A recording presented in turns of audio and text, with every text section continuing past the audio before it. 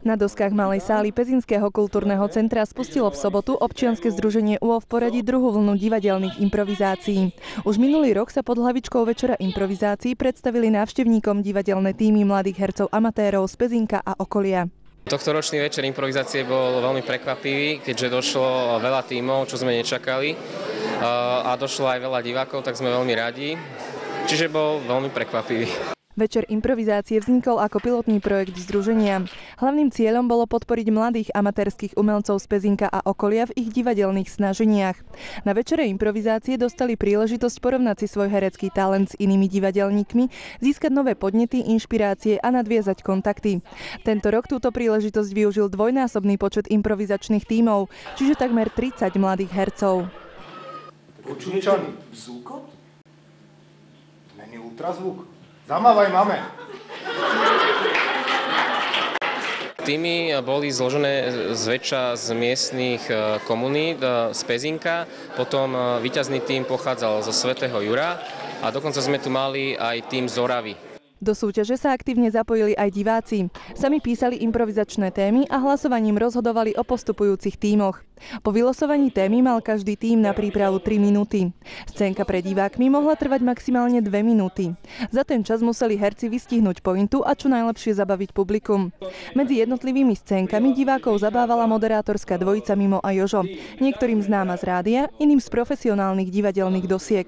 Atmosféru večera hudobne dotváral skladateľ a improvizátor Ján Ančic.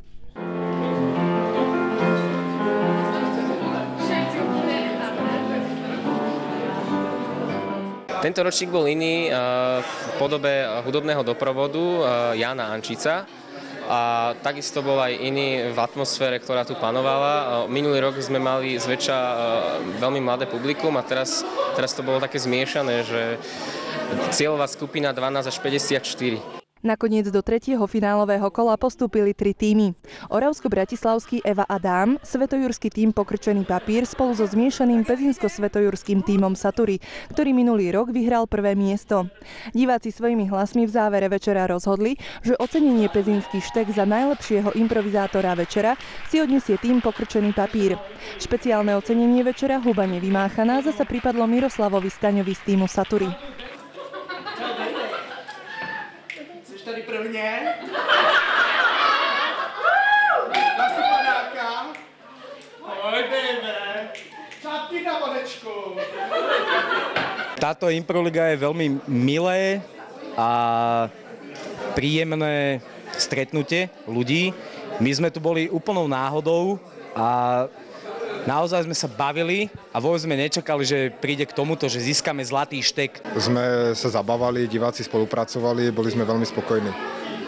Ja hovoriť za chalanov, akože oni sa môžu tiež vyjadriť, ale v podstate to bolo dobré. Myslím, že superi boli dosť tvrdí a dosť dobré nápady mali na tie témy, takže myslím, že to malo dosť vysokú úroveň. Ja som sa tento večer výborne bavila. Zúčastniť sa, takto som sa zúčastnila už druhýkrát, takže som vedela približne, o čom to asi bude. Nálada bola fakt super. Proste ľudia ma podporovali, teda celý tím. Nás výborne, potlesk nás potešil, takže výborne vzadu, v zákulisí bola atmosféra tiež výborná, takže spokojná. Druhý ročník pezinských divadelných improvizácií je teda úspešne za nami. Už teraz majú jeho organizátori v pláne jeho 3. pokračovanie. Ako vždy, aj tentokrát sa budú môcť zapojiť všetci, ktorí majú vzťah k herectvu, divadlu, improvizáciám a netradičnému humoru.